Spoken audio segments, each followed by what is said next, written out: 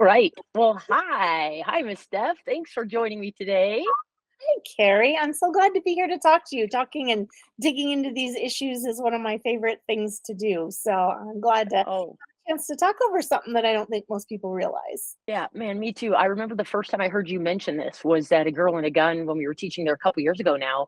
And I was just flabbergasted that a negligent discharge that harmed no one, did damage some property, but that harmed no one in a very, very 2A friendly state and area still resulted in um, significant life altering actions for a woman who's kind enough to let us talk about her story. So we'll talk about that here in just a minute. Palm pepper spray is next generation OC spray. It's hot at 1.4% major capsaicinoids, and its modular design means you can customize it exactly to you. 3 different setups, lots of different color combinations.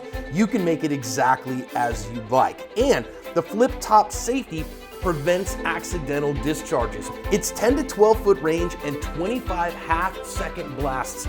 Make sure that you can keep that long range eye poke at long range. I trust Palm OC and I recommend it for everyone for self-defense. So if it's all right with you, I would love to just turn it over to you. And if you want to explain what happened with the incident, and then maybe we can go from there. Does that sound okay?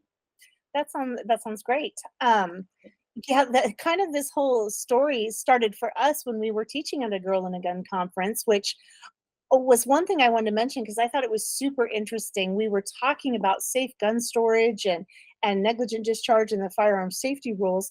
And we talked about how in our Facebook group, the Ask Dry Fire Challenge, we have a lot of people, thousands of people, hundreds for certain, dry firing regularly and doing a really good job. But because of that, I think the odds go to show that you're just going to have an increase in negligent discharges because people are people. In fact, maybe that'd be another really good talk at some point about how, if you think you're not at risk for a negligent discharge, you're probably at the greatest risk for them.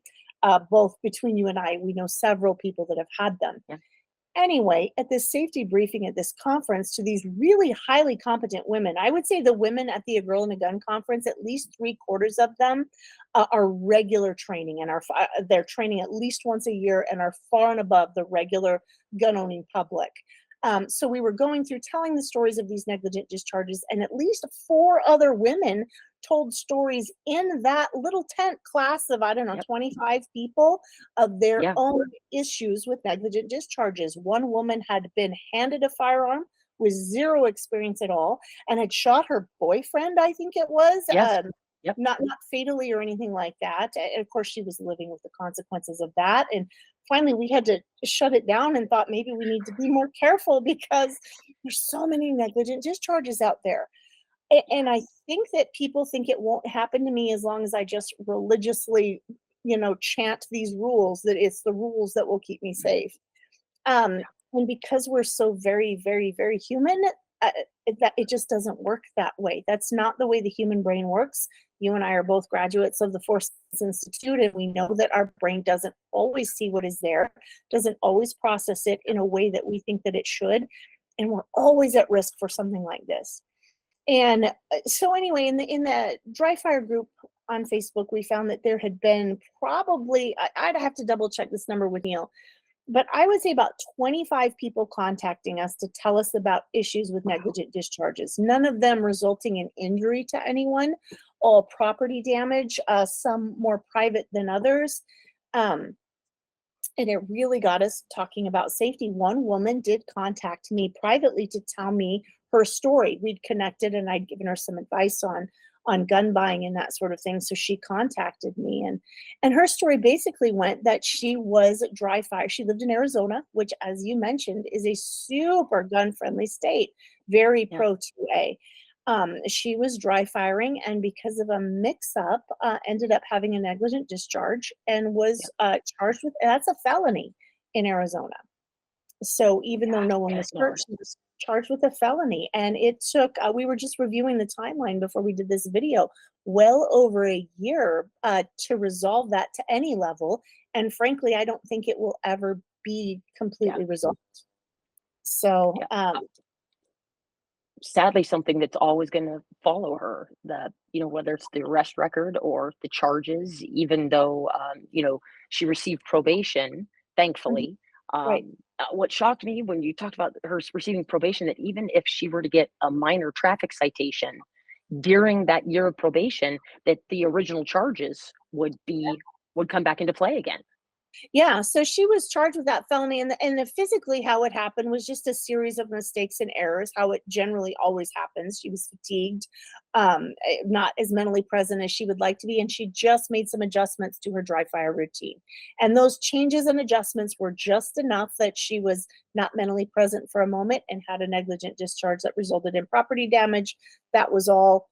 Um, she was charged with a felony. She got legal representation, and they were able to come up. And it took several months before they were able to resolve what the plea agreement was going to be. During those several months, she worried she was going to lose her rights. She worried she was going to lose her gun. That was one thing they were asking for. Yeah. So there was a lot of stress and worry there. Eventually, they came back and they let her have a year of probation. Um, and they pleaded down to a misdemeanor. And she was on a year of probation. During that year, like you said, she couldn't have any. She said even a minor traffic infraction would then bring up the original charges again, and they would be in play, and things would be renegotiated. So obviously, that brought a huge amount of stress. She decided not to carry during that time. I think she was just very, very nervous and worried. What I was really surprised about was how it affected so many other parts of Oh, her. man. And Yes, everything. it really did. She had a temporary job at the time, and when the temporary job realized that she'd been charged with a felony, they let her go and didn't renew that contract. So she found herself jobless. Different places that she was applying for, the same thing kept coming up. When they would do background checks, they would see this charge on there, this felony charge. She tried to explain it to them and was eventually able to find a job, but it was several months, and that job necessitated a move. Um, the challenge with a move was she wasn't in a position to buy at that point, and so Right. every background check she did for a rental also brought up this felony negligent discharge, and so she was turned down for opportunity after opportunity for housing. Was finally approved for something, but it was in such a bad neighborhood she ended up not taking it. um, and eventually was able to find something. And it was just weeks and months between communication about this, that I can just imagine what she was going through, just emotionally, physically, Oh, yeah. dealing with moves and jobs and all of that on top of the stress, and that doesn't even begin to touch the financial repercussions that she had from this negligent discharge. And she As even had a prepaid service, right? That would help her with legal representation. She did. There's an attorney in her area that she joined his program, and so she had that legal representation. I believe she also called around looking for different prices, because she told me that she ended up paying, between everything that she had to pay cash wise and everything that she lost job wise, she thinks it ended up costing about $15,000. I Right. believe the attorney bill was right under $10,000 with the membership that she had. Wow. When she called other places, I think, to kind of shop around, she was quoted a flat fee of $25,000. So the membership was quite helpful in what the cost would be there. But still, that was, she was, obviously didn't have that just sitting around, and that Yeah. was really difficult for her. So, and Yeah. then at a time that you can't work and you can't, and you're needing to move, to try to come up with a few $1,000s. So I Yeah. just remember being incredibly shocked at just this avalanche of repercussions. We tend to think that it's either property damage or God forbid damage to a person, or an Oh, animal or man. something like that, and sometimes don't realize, I think, the detailed problems that can come. And so they eventually did, after her year-long probation, they had a hearing, and they took her off probation. They called that the set-off hearing. Her set-off was approved, and the probation was over. That said, that charge stays on her record. They just Yes. can't. So the ruling was that they can't consider it in any further criminal charges. So if like a court is looking at her, the court can't look at it and say, well, she had this felony long ago. But that doesn't mean housing can't continue to look at it, or jobs, or anyone that has a background check will continue to see it there. And we can say all day long, don't consider it, but it's going to be there. So she's just come to the conclusion that she will have to buy homes, and is working towards that, because renting is just not a reasonable option for her. So I just think these are things that people don't consider when they consider the fallout from something like this, and how easy. I mean, if Masad Ayub can have a negligent discharge, and he was kind enough to write a write-up on his very public negligent So we could discharge. all learn from it. Yes, and I was so grateful, because there are so many lessons in that particular write-up. And what I took away from it at the time, and what I continue to take away from it, if it can happen to him, it can happen to me, it can happen to you, it can happen to any of us. And about the time we decide it can't happen to us, that's when you're probably at the greatest risk. Yeah. Yep. Man, I so appreciate being able to learn from, like you said, Mr. Moss's experience, and then this lady's experience, the kindness in them allowing us to learn from it. One of the things that I appreciate that you say when you're going through the firearm safety rules with the class is, you explain that, the direction of least consequence when we're doing dry practice in our home, if we don't have an actual berm that we can point the firearm at, at a range or something, that direction of least consequence must include something that would stop a bullet from whatever caliber of gun you're holding. And that isn't something that's talked about often. We talk about point it in a safe direction, but I like the term that ASP uses, direction of least consequence, and then adding that part about it being able to stop a bullet. In this instance, the woman was, in part of her retelling, she said, I pointed it in a safe direction. She knew that the direction she pointed was an unoccupied, residence next door. Right. And it wasn't occupied, but it still resulted in that round leaving her home. I do wonder what would have happened had the round not left her home, and if she had whether it was at a bookcase, or a regular traditional mattress, or a dresser full of drawers or something like that, or even one of those ballistic pads that you can buy to point those. That's what I use when we travel in our RV, because there is no safe direction in an RV, for crying out loud, or direction of least consequence. It's going to go through something, even at the ground, it's going to go through tanks, and could cause a mess. But man, I was so thankful she shared that with us, even though she tried. She still.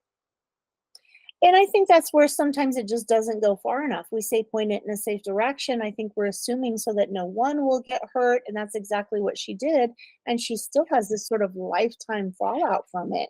And I think that's where having something that can stop a bullet. I mean, I probably wouldn't want to say on a video that if you committed a felony in your house, that if it didn't hurt anybody and only your own stuff, you could probably just keep that to yourself.